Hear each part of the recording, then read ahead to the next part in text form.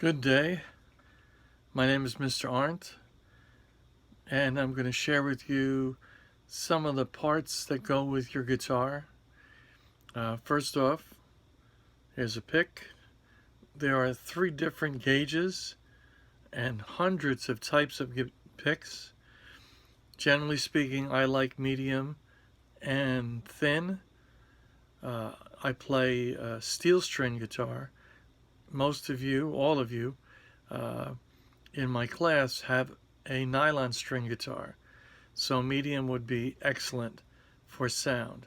You're also welcome to play with your thumb or to go on YouTube and find out how to fingerpick um, as opposed to strum, and that would be cool too. So once again, in your bag you'll find a few of these. This is one type of capo. Some people say capo, but I think that that's a mispronunciation. Now I have some tape here because mine was loosening up, but basically it's a spring-loaded item that changes the key of the guitar, and I'll show you how it goes on in a minute. This is the other type of capo, kind of one that I grew up with before I guess they invented, or I was aware of the other style capo. And this one wraps around, and then it just goes through the pin that's over here on the side. Okay, tuners. There are a number of different types of tuners out there. I tried to put, for the most part, this type so that we're all on the same page. And I'll do a separate video of how to use it as a tuner. But it's on and off with this little button. Okay, you can see that little white line over here. It tells you it's live. If it gets fades away on you, because it will eventually, there is a battery in your pack for you to be able to change it.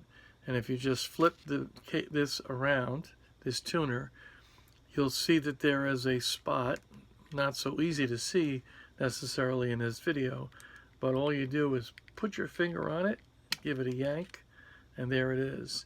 And you just have to switch it and slide it back in place. It's easier if I do it looking at it. And there it goes, and we're back. Now, some of you got the more high-tech but challenging tuner. This one turns on and off. Now, if you're facing your tuner, the button on the right in the back is the on and off. And if you'll notice, it says G. All right. And it also says V and U and C, and that's all the different types of instruments that it could tune by pushing that button, again, on the back if the tuner is facing you. All right, so you have to make sure that you get that G there, otherwise you will have a challenge. There is a left-hand side button as well. That left-hand side button, all right, will display the number of hertz, 440. I won't go into a long explanation, but that's where it needs to be set, 440. If you see anything but 440, I'm doing a terrible job of showing you. Let's see if I can do it this way. There you go. If you see anything but 440, you'll just have to advance by pushing the button. Notice the numbers. Okay, it'll go all the way up to 450, and I think that's where it swings back to 4. There it is. Back it is 440, etc. But 440 and the G. All right, and it works just as well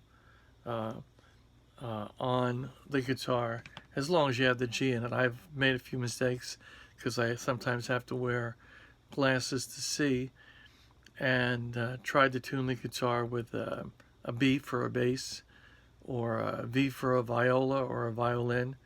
It doesn't really work out too well. All right. There's also a packet of strings inside. And if you, by chance or by accident, or just because of you're wearing it out because that's what happens. You break a string, not a big deal. Make sure that you email me, and we'll try to video conference on how to replace the string. It's very, very easy. Not complicated. Honest. And when that time comes, we'll do it. Okay.